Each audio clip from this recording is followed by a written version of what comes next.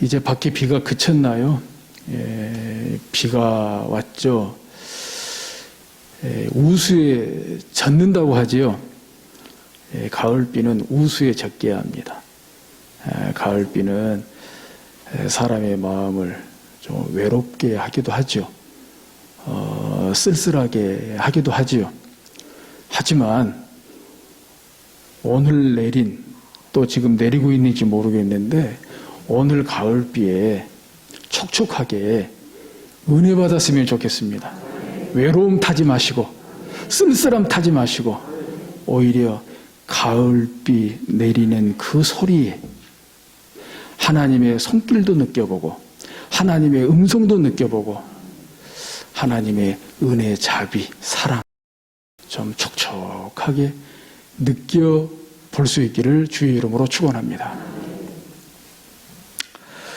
오늘 예배 가운데 주신 하나님의 말씀은 히브리서 11장 1절 2절 말씀입니다. 히브리서 11장은 잘 아시는 바와 같이 믿음장입니다. 믿음장이어서 오늘 예배 본문에서 믿음이란 무엇인가, 믿음의 사람의 증거는 무엇인가에 대해서 말씀하시면서 그 이하에 믿음의 사람들에 대해서 쭉 말씀하고 있습니다. 히브리서 11장 1절 2절에 이렇게 말씀하고 있습니다. 믿음은 바라는 것들의 실상이요 보이지 않는 것들의 증거니 선진들이 이로써 증거를 얻었느니라. 1절에 대해서는 그 유진 피터슨의 한글 번역 성경을 보게 되면 믿음은 볼 수 없는 것을 볼 수 있게 하는 다이다. 우리 조상을 다른 사람들과 구별해 준 것이 바로 믿음의 행위였습니다. 1절, 2절을 그렇게 번역하고 있어요. 믿음은 바라는 것들의 실상이다. 바라는 것들은 미래입니다. 실상은 현재입니다. 믿음이란 무엇인가? 바라는 것들, 미래의 것들을 실상이요 현재로 본다는 거예요. 현재 이루어진 것으로 믿는다는 거죠. 대단하죠? 믿음이 대단합니다. 바라는 것들의 실상이다. 미래의 현재화다. 미래에 이루어질 것을 현재 이루어진 것으로 믿는 것이 믿음이다. 보이지 않는 것들의 증거니 이렇게 말씀하시는 거죠. 특별히 2절은 새번역 성경으로 보게 되면 선조들은 이 믿음으로 살았기 때문에 훌륭한 사람으로 증언되었습니다. 훌륭한 사람이 누구라고 있습니까?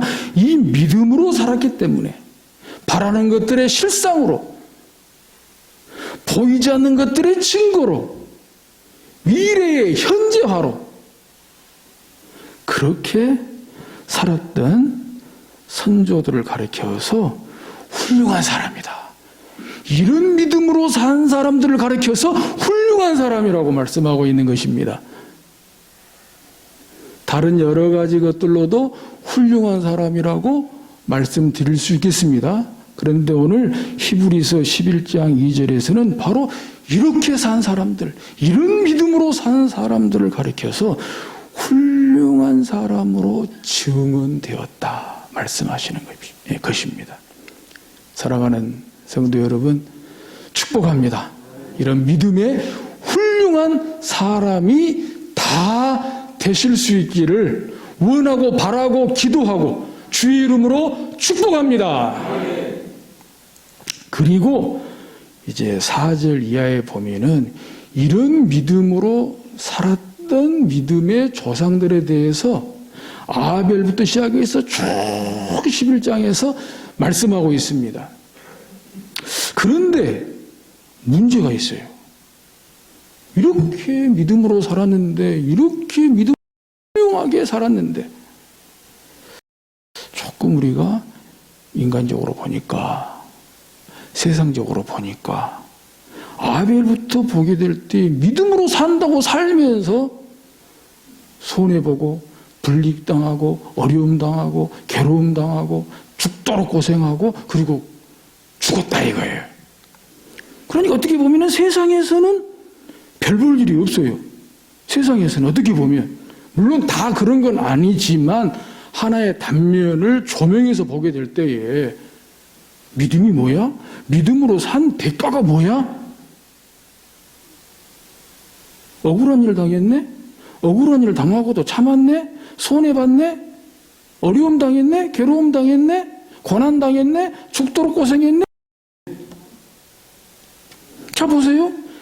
11장 4절에 보면은 믿음으로 아벨은 가인보다 더 나은 제사를 하나님께 드림으로 의로운 자라 하시는 증거를 얻었다 그랬어요. 가인과 아벨의 제사 잘 아시지요? 그런데 아벨이 드린 제사를 믿음으로 가인보다 더 나은 제사를 하나님께 드렸다 그랬어요. 그런데 이것 때문에 형 가인한테 쳐 죽임을 당했어요. 쳐 죽임을 당했어요.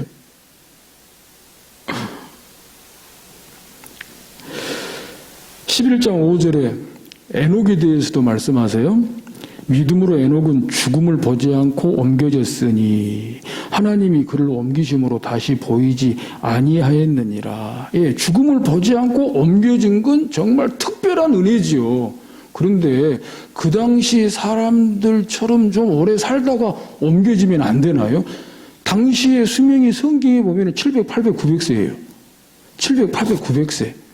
근데 에녹은 365세에 하나님께서 죽음을 보지 않고 옮겼다 그랬어요.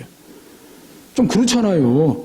죽음을 보지 않고, 죽음이 얼마나 두려운 겁니까? 그런데 죽음을 보지 않고 바로 이렇게 옮겨진 거, 천국 간 건 좋은데 좀 700살 정도 살다가 아니면 800살까지로 살다가 죽음을 보지 않고 옮겨지면 얼마나 좋아요. 근데 365세에 당시 수명으로 따지면은 뭐예요? 요절한 겁니다. 요절한 거. 절반도 못 살았어요. 이걸 어떻게 봐야 돼요? 이걸 어떻게 봐야 돼요?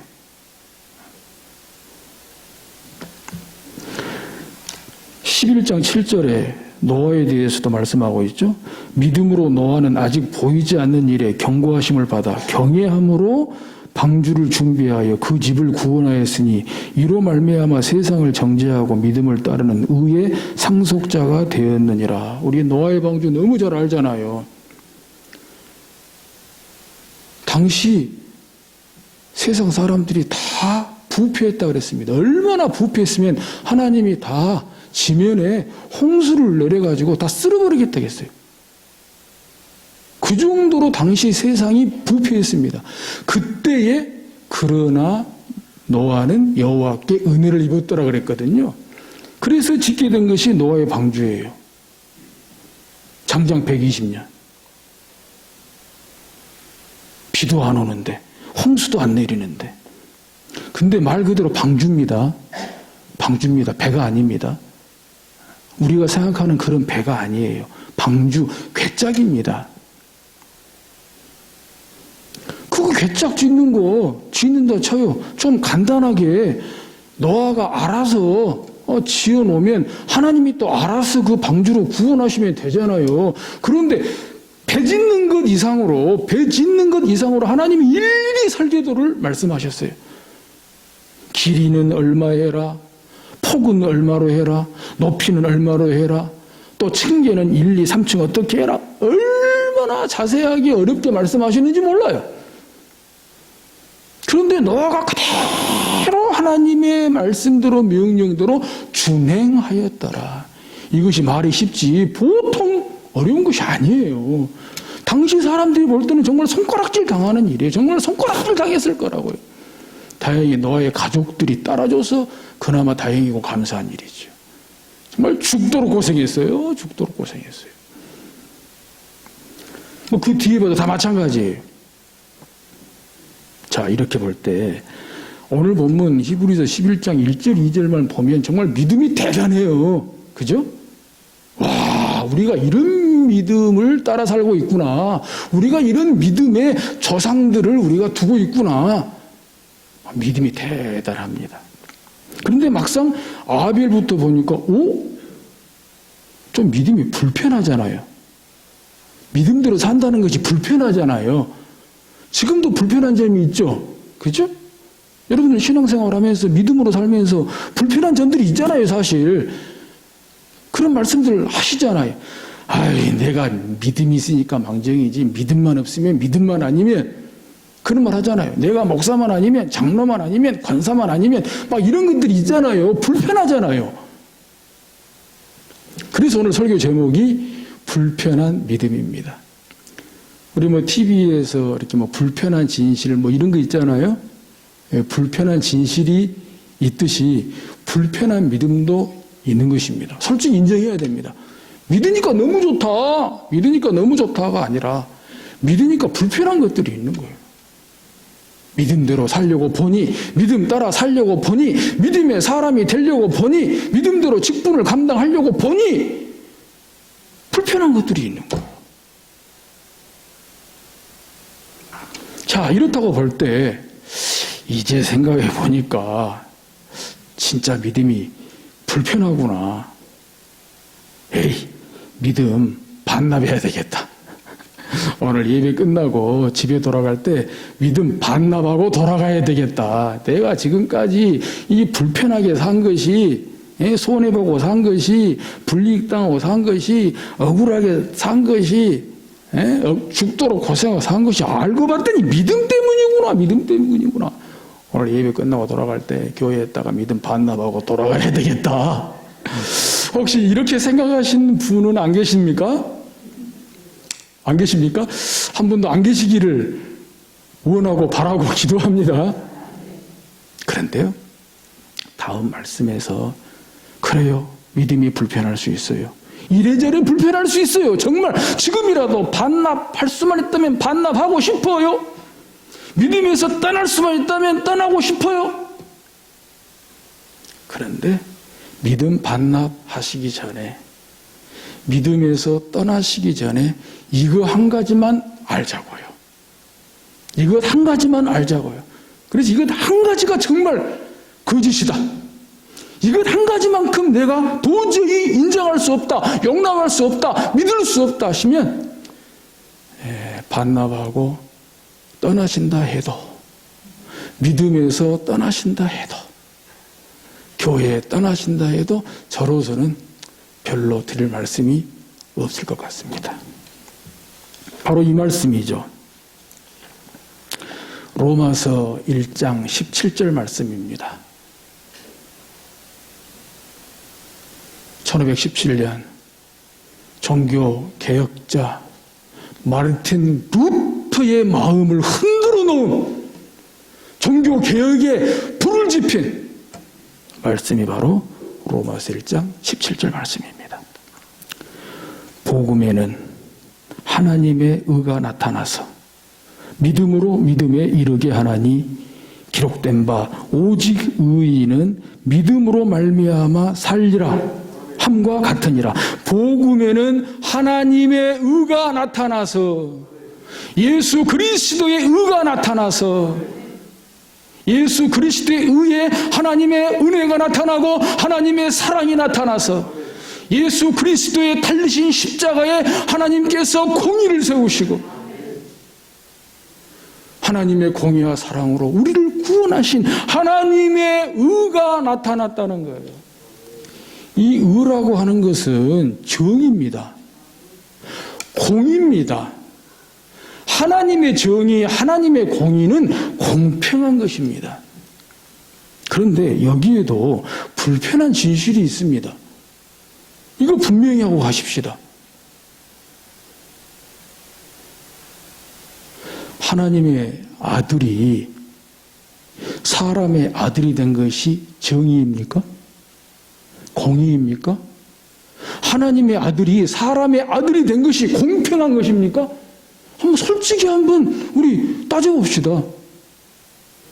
하나님의 아들이 사람의 아들이 된 것이 정의입니까? 공의입니까? 공평한 것입니까? 그분께서 십자가에서 매달려 죽으신 것이 공평한 겁니까?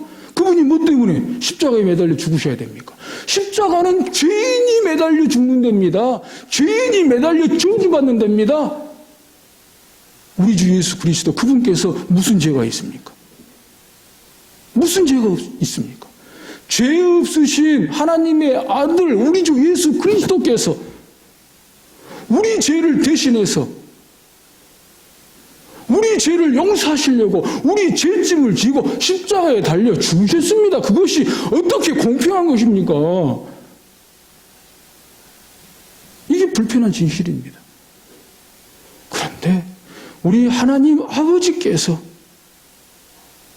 인간으로서는 스스로 죄 문제를 해결할 수가 없기 때문에 인간으로서는 스스로 죄로부터 자유할 수 없기 때문에 인간으로서는 스스로 구원할 수 없기 때문에 하나님의 아들이신 예수 그리스도를 사람의 아들로 보내시고 죄 없으신 그분께서 십자가에 매달리심으로 우리 죄를 대신해서 우리 죄짐을 지고 십자가에 매달리심으로 우리 죄를 해결했다는 거예요. 우리 죄 문제를 해결했다는 거예요. 우리 죄를 용서했다는 거예요. 이것이 하나님의 정의입니다. 이것이 하나님의 공의입니다.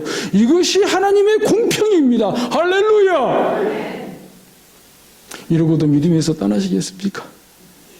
이런 은혜를 받고도, 이런 사랑을 받고도, 이렇게 죄 용서 받고도, 이렇게 구원 받고도, 이렇게 하나님의 자녀가 되고도, 오늘을 살아도 천국을 경험하고 오늘 밤에 죽어도 천국에 갈 수 있는 이 은혜를 받고도 믿음 때문에 믿음으로 살기에 조금 어렵다고 힘들다고 괴롭다고 억울하다고 고생한다고 고난당한다고 믿음에서 떠나시겠냐 이 말씀입니다.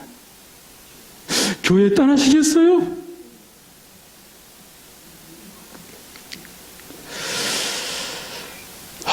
정말 이 말씀에 참 많이 위로가 되고 참 많이 은혜가 되고 참 많이 힘이 되고 참 많이 용기가 됐습니다. 이렇게 볼 때 정말 믿음은 어떤 경우에도 우리가 붙잡아야 되고 어떤 경우에도 믿음을 지켜야 되고 어떤 경우에도 믿음에서 떠나서는 안 됩니다. 바로 그 말씀을 디모데전서 가운데 보면은 말씀하고 있어요. 디모데전서 4장 1절 2절에 보니까 그러나 성령이 밝히 말씀하시기를 후일에 어떤 사람들이 믿음에서 떠나 미혹하는 영과 귀신의 가르침을 따르리라 하셨으니 믿음에서 떠나면요 떠나는 것으로 끝나면 좋은데 떠나는 것으로 끝나는 것이 아니에요. 믿음에서 떠나 미혹하는 영과 거짓말하는 영과 속이는 영과 귀신의 가르침을 따르리라 하셨으니 믿음에서 떠나면 이런 일들이 생긴다는 것입니다. 그러니까 믿음에서 떠나지 마시기를 주의 이름으로 축복합니다. 자기 양심이 화인을 맞아서 외식함으로 거짓말하는 자들이라. 디모데전서 6장 10절 11절 12절에도 보니까 돈을 사랑함이 일만하게 뿌리가 되나니 이것을 탐내는 자들은 미혹을 받아 믿음에서 떠나 많은 근심으로 자기를 찔렀도다. 돈을 사랑함이 일만하게 뿌리가 된다 그랬어요. 돈이 일만하게 뿌리가 된다고 말씀하시지 않아요. 돈을 사랑함이. 돈은 죄가 없어요. 돈은 중립입니다. 문제는 돈을 사랑하는 것이 문제예요. 그러니까 돈에 욕심을 내는 정도가 아니라 얼마나 돈에 욕심을 내면 돈을 사랑하기까지 하겠어요. 돈은 사랑의 대상이 아니잖아요. 필요의 대상이지.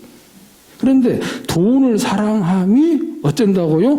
일만 악의 뿌리다. 모든 악의 뿌리가 돈을 욕심내는 것 정도가 아니라 돈을 사랑하는 데서 나온다. 그러니까 돈을 욕심내는 데서부터 시작하는 거죠. 이것을 탐내는 자들은, 돈을 탐내는 자들은 미혹을 받는다. 여러분들 돈 좋으시죠? 솔직히 대답하세요. 돈 좋으시죠? 저도 돈 좋아요. 그런데 돈을 탐내지는 마세요. 돈을 욕심내지는 마세요. 돈을 사랑하는 것은 상상도 못하고요. 왜? 이것을 탐내는 자들은 미혹을 받는데요. 미혹을 받아 믿음에서 떠난대요.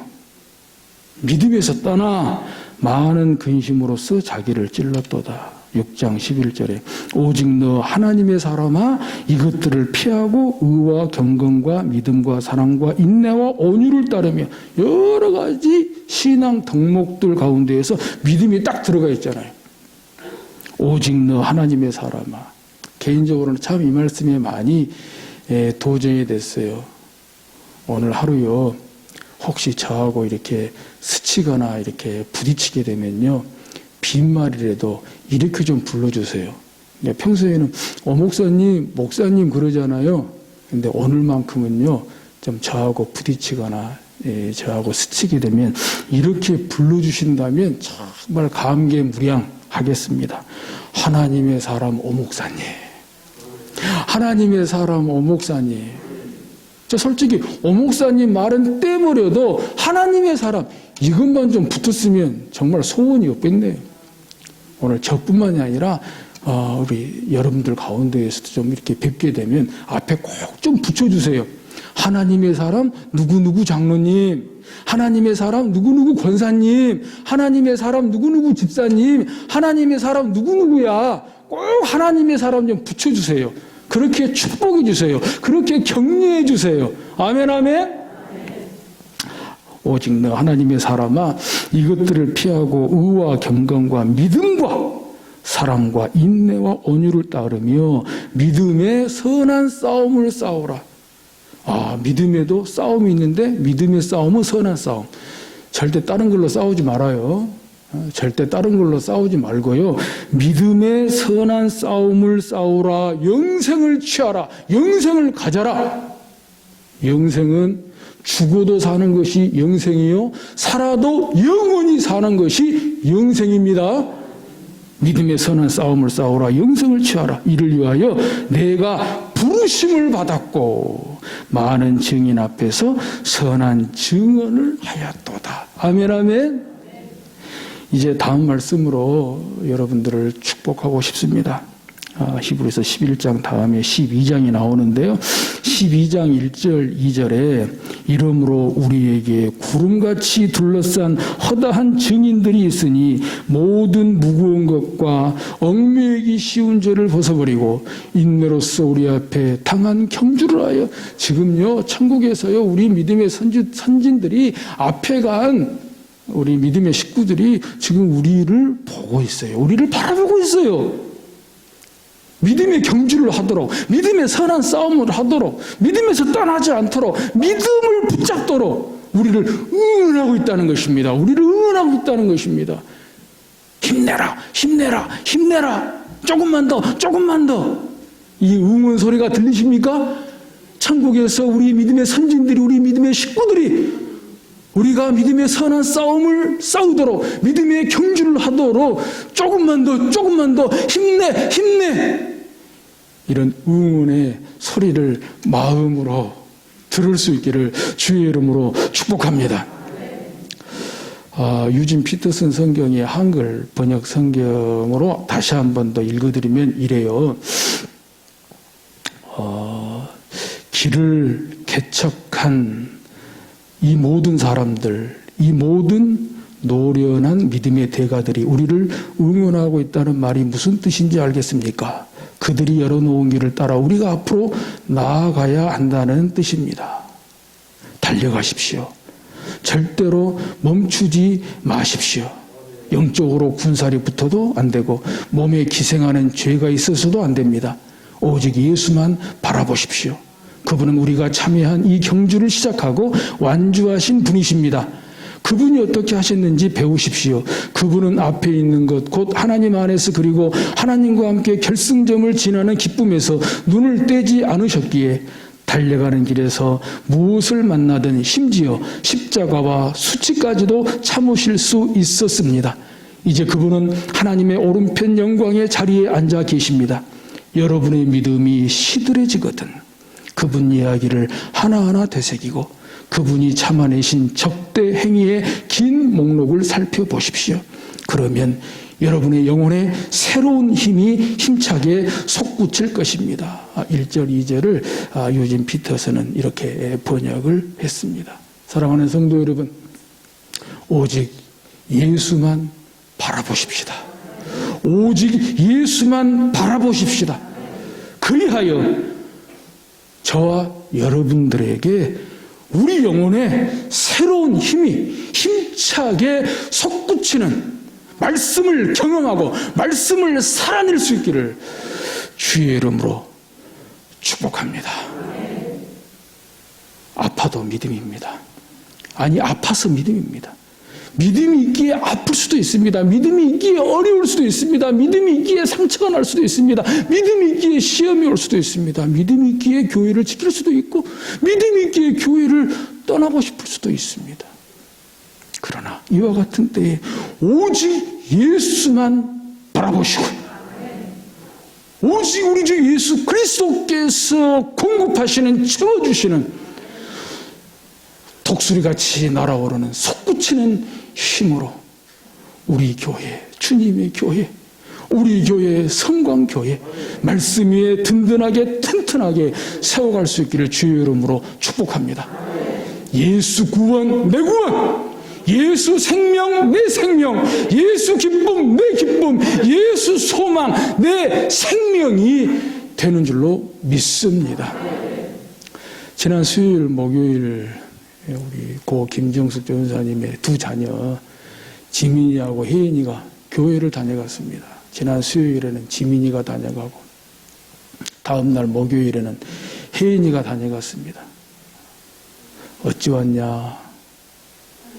비가 오는데 엄마가 생각나서, 비가 오는데 엄마가 보고 싶어서 왔어요. 참 마음이 너무 아팠습니다. 정말 가슴이 찢어지더라고요. 붙잡고 기도하는데 이 애들이 비 오는데 얼마나 엄마가 보고 싶었으면 여기를 찾아왔을까. 근데 거기서 저는 한 가지 소망을 봤어요. 그 비 오는데 엄마가 보고 싶어서 그 슬픔을, 그 고통을 참을 수가, 딴 데 갔으면 어쨌을까.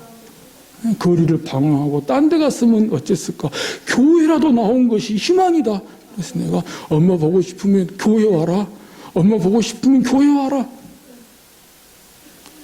한편 제가 참 부끄럽기도 했고 도전이 됐습니다. 내가 지금 겪고 있는 고난이 아무리 힘들어도 이 애들만큼 할까? 엄마 일은 이 애들만큼 할까? 그래도 이 애들이 교회 왔잖아. 교회 왔잖아. 딴 데 안 가고 교회 왔잖아. 그래, 아프니까 믿음이다. 아프니까 믿음이다. 우리 아파도 좀 같이 가게요. 우리 아파서 함께 하게요. 정호승 시인의 수선화에게라고 하는 시가 있어요. 그 시 한번 읽어드릴게요. 울지 마라. 외로우니까 사람이다.